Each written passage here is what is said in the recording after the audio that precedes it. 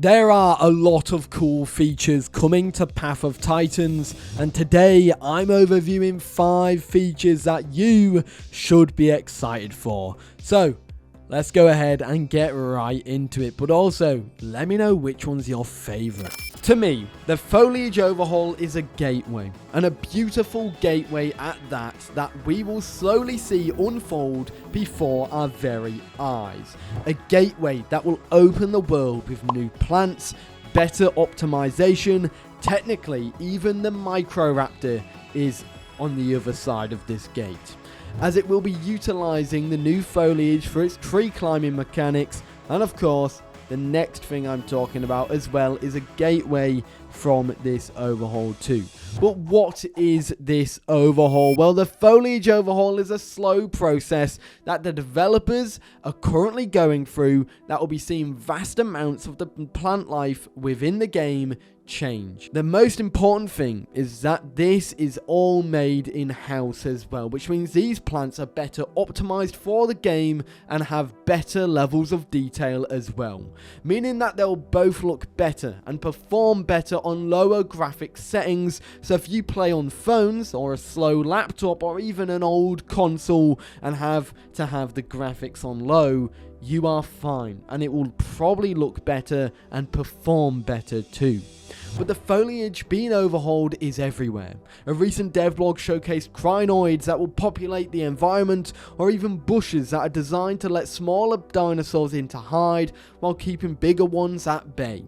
And other previous devlogs even showcase sneak previews of the development of this, or even new trees coming to the game, completely reworking the environment, with the developers saying they want the world to feel more prehistoric. The foliage overhaul is likely the next major overhaul for the game after we recently got the aquatic critters. However, the foliage is no small task. The developers have been working on this for over a year now, and they have said it is a very slow and grueling process, but the fruits of this labor will soon show when the time comes. But as I said, it opens a gateway for many things, and in fact 2 of those things we'll be talking about in this video. The next one is interactive environments. With the foliage updates, the environment will become more interactive, and this is for both visual indicators and quests. Perfect to go alongside the new quest system and the new foliage updates. So, what's coming? Well, the whole aim of this is to make the world feel as interactive as possible. In fact, the developers even mentioned in their February devlog under map interactions this. The aim is to shift the overall player exploration loop. Instead of prompting players to visit new biomes solely to collect the next set of items, we plan to introduce dynamic elements such as hazards and obstacles to distract players while they traverse from one location to another. For example, as a player moves toward a new biome, they may encounter a tree they can scrape against for a reward, or be faced with dynamic ambush of critters. And that there mentions 2 cool things: trees to scrape on, or even an ambush from the critters in the game. That will be super cool. And in fact, in a more recent devlog, they showcased examples of this with the new addition of interactive graphical updates for the game, like bugs eating from rotten corpses as a visual indicator, or even smokestacks under the water, which we'll be talking about in a moment. But also blue moss that you can interact with, that's great for questing. However, that's not even the best part. There's trees that you can knock over, which will allow you to form a bridge over water sources or canyons, or even trees that you can scratch up against, which will leave your claw marks in the tree as a visual indicator that you have been there, which is a super cool way of leveling up the environment even more. But speaking of the environment, it gets better and better. But we're not talking about the environment next. Now, if you go to every single comment section on the Path of Titans social medias, you'll see many things, a fair few TLCs, but one glaring request: a little tiny raptor called Microraptor. And you'd think this is probably the most important thing to come to the game ever, judging by the way people are saying. And to be fair, they're not wrong.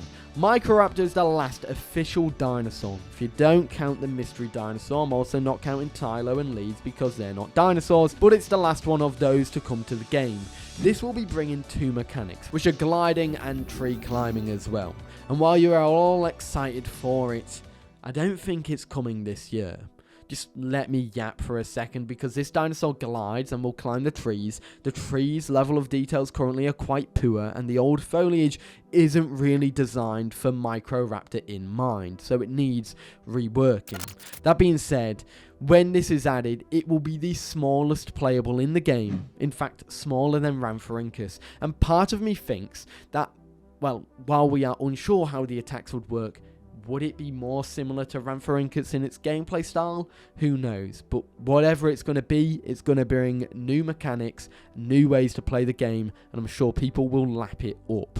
That being said, we have been told that it will work differently to the fly mechanics in the game. You won't be able to fly high with powered flight, but in reality, we don't actually know much about it. We just know this will probably be the most in-demand upcoming feature for the game, and you guys are very excited for it. In fact, if you are excited for it, comment. I want to see all the Microraptor comments. The devs probably are fed up of seeing them, but I want to see them. Let's show the support for our little guy. Now we're going back to the environment, because the ocean overhauls have been something the developers have been talking about in the past, and is something they are hopeful will happen before the release of the Kyfekia TLC and the release of the new aquatic playables, although that really depends. I guess we are also seeing the fruits of this labour already with the brand new Oceanic AI that is coming to the game. And while this is something that may take a while, a bit of time, and it will take a little bit of time because it was admitted by the developers in August, but they did talk about it.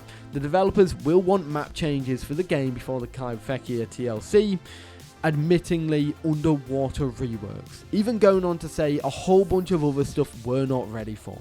The devs has said that there are dinos that live underwater, and therefore it is important and pivotal that the gameplay of these creatures is just as good as it is on land, especially combat and the environment. The devs say they want to rework the oceans, but it won't be coming soon, but admitting that he hopes the Ocean TLC releases before Leedsichthys and Tylosaurus. Otherwise, there is no point in releasing them because the environment and the aquatic gameplay is too unfinished and probably not fun. Which is true. And that's why, despite knowing so little about the ocean overhauls aside from the smokestacks, this is so high on the list. The oceans are probably one of the most important parts of the game because they take up such a huge space on the Gondwana map.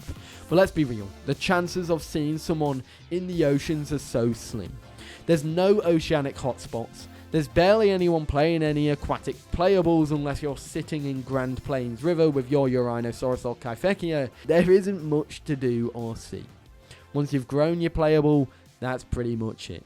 The oceans are in dire need of a rework, and I am very excited for this update. Now, we have to have an honourable mention here, and it's matchmaking and solo servers, because the game will change fundamentally how you will join and play on the official servers in the future. Firstly, solo servers will return to the game. These are popular servers where you cannot form groups or join your friends, but you're on your own, and everyone else is on their own as well. This was tested in Christmas last year, it got taken away from us, but now it's suspected to come back in the coming months to a year. However, it's gonna change further, and it's to do with the official servers matchmaking. The developers have discussed new matchmaking for the game, which you can check out in this video here. But it's very important to know that there'll be a new matchmaking queue, and before you join it, you group up with your friends on the lobby, ensuring you're all within the group slots, and then join the game. When you die, you can stay there and change, still be that playable, but if you want to change a playable, you get put into a different server, you have to leave, and everybody goes back and matchmakes again. This is to prevent server hopping, Discord mega packing, and making the game more enjoyable for how it's truly meant to be played within the suspected group slot limits. I've explained this in a very little way. We'll have a lot more information about this coming in the future, however, but now let's talk about the final thing. and that is Leedsichthys and the filter feeding mechanic. This is number 1, and it's tied into the oceanic overhauls.